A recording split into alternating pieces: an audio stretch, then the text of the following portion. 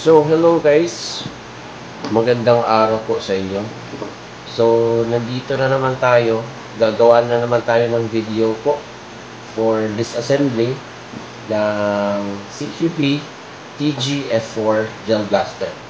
Mid-end po siya guys. So, sige po. Let's start. Intro please.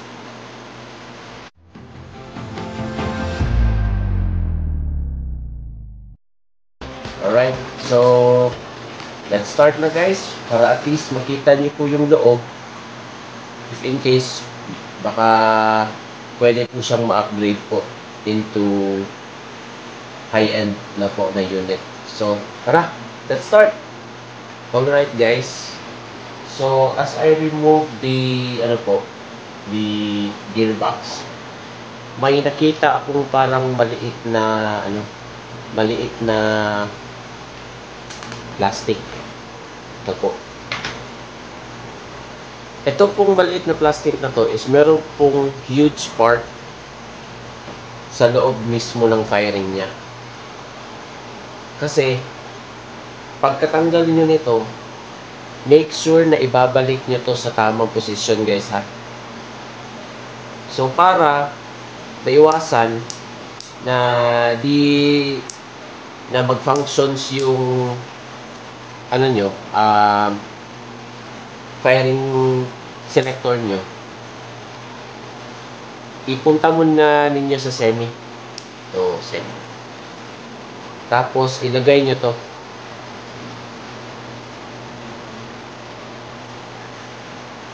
Ganito nyo pagkalagay guys. Yan.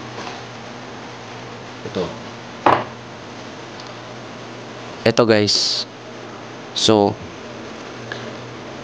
always po sa semi nyo ilagay.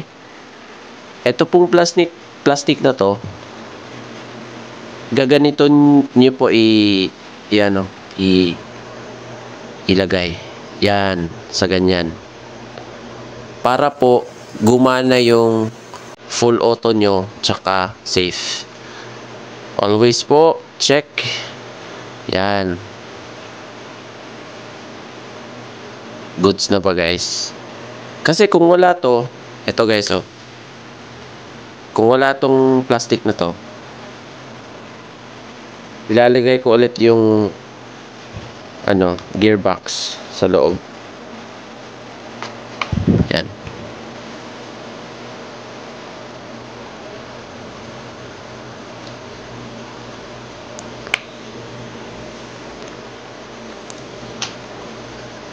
Kapag nag-save kayo, titira yan.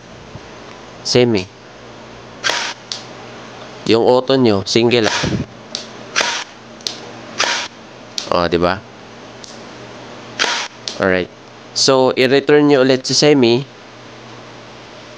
Tanggalin nyo.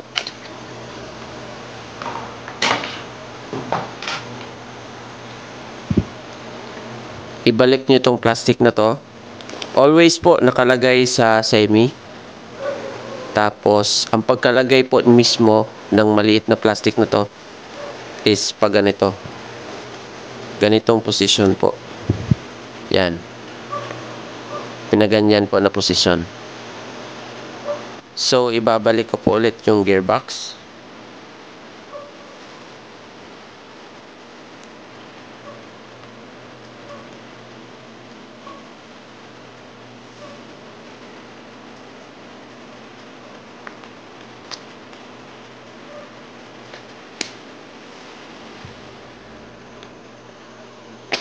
Alright, ganyan. So, safe.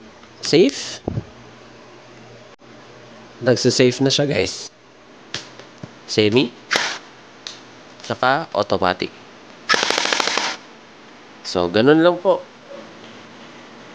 Always po. Ingatan nyo po itong maliit na plastic na to. Kasi may huge part po siya mismo sa loob ng mechanism ng internals. So, tara, let's continue. So, guys, ito po, matapos ko na siyang buksan, unfortunately, hindi po siya pwede i-upgrade guys. Kasi iba yung ano niya, iba yung gears niya compared sa ibang gears na metal. Napakasayang. Maganda pa naman yung unit talaga. Yung downside niya lang is di talaga siya pwede ma-upgrade guys. So, yun po. Yun lang. Sayang lang. Kasi maganda siya actually. Pero, that's why, siguro hindi to hinayaan ng mga manufacturer na pwede to i-upgrade. Kasi, the thing is, kapag nag-acquire ka nito, tapos i-upgrade mo,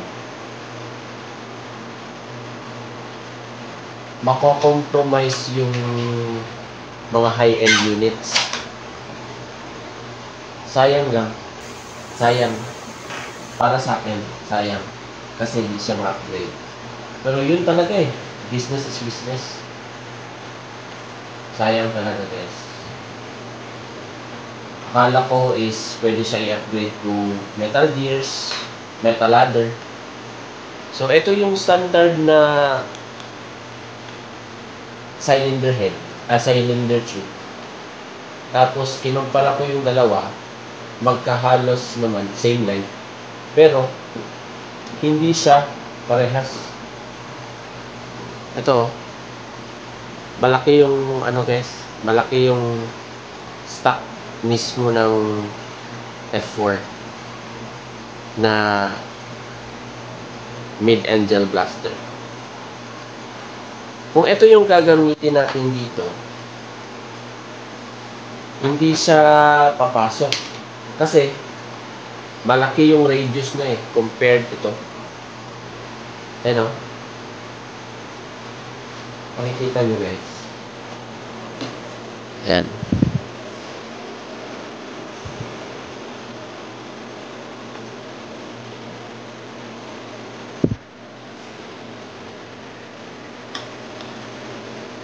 Malaki to, mataba compared dito. Oh, may allowance. Sana kita nyo guys. Yan oh. Ang laki ng allowance. Yan. Ito. Sayang guys, no? Akala ko pa naman pwede siyang i-upgrade. Tapos yung ano niya, ladder is mahaba compared sa ladder na usual na ginagamit natin. Tapos so far okay naman kasi naka-green O-ring na siya. So yun lang po. Sayang kasi di siya pwede i-upgrade. Pero okay lang po yun. So, as is po siya guys. Ano po, hayaan na lang po natin yung ganito. Kahit ako, akala ko pwede siya i-upgrade eh. Pero, actually, ganun talaga. Ginawa to guys para di pwede i-upgrade. Kasi mako-compromise yung, mako-compromise yung mga high-end na mga blaster. Kasi syempre ako, bibili na lang ako nito compared sa high-end. Kasi pwede lang siya i-upgrade. Papalitan mo lang ng metal gears, metal ladder, upgrade mo. Meron ka ng low budget na gel blaster. Diba? So, yun lang po. So, maraming salamat po sa panonood sa mga naghintay na ma-open to. So, unfortunately guys, I have a bad news. So, di po siya pwede i-upgrade. So, ganun lang po. So, maraming salamat po sa panonood. please leave a like, comment, share, and subscribe to my channel po for more related videos of Gel Blaster. So, salamat po. Paalam!